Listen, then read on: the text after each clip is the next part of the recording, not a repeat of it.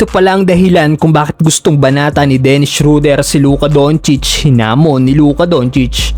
Suspended ng 3 games ang guard ng Kings dahil sa pagtangka nito na suntukin si Luka.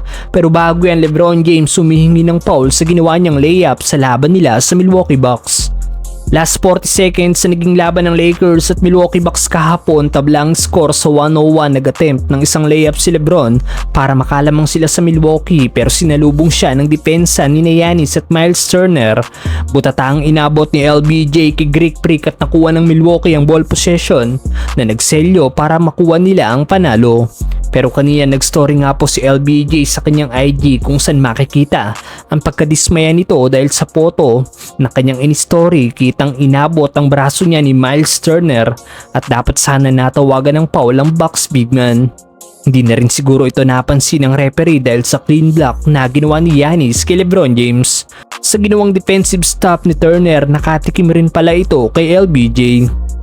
Samantalang sinuspinde ng 3 games si Dennis Schroeder ng NBA dahil sa ginawa nitong pag-attempt na suntukin si Luka sa naging laban nila kamakailan. Ano nga bang nangyari noong December 29 na humantong sa pagkakasuspinde ng Kings guard?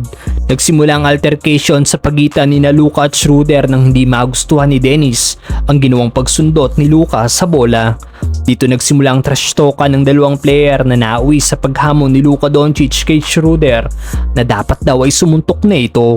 Sumagot naman si Dennis Schroeder na pumunta ito sa likod. Dito nilapitan na ni Schroeder si Luka at binangga ang superstar ng LA. Tatawa-tawa lang si Luka Doncic. Matagal na ang beef sa pagitan ni Luka at Dennis Schroeder. Sa pagbuhat pa lang ng kanilang national team ay nagbabanggaan na ang dalawang player. Mas lalo pa sigurong napikon si Schroeder nang ipaalala ni Luka na dapat nag-sign na daw ito sa 4-year $84 million contract extension na ibinigay noon ng Lakers. Pero sumugal si Schroeder at nireject ang offer ng LA na nauwi lang sa $5 million para sa Boston Celtics. Ayon sa report, 40 minutes after ng game, nilapitan ni Dennis Schroeder si Luka Doncic. Sinabi kay Luka na hindi daw nito pwedeng tawagin siya na beast sa loob ng court at magpretend na okay lang sila off the court.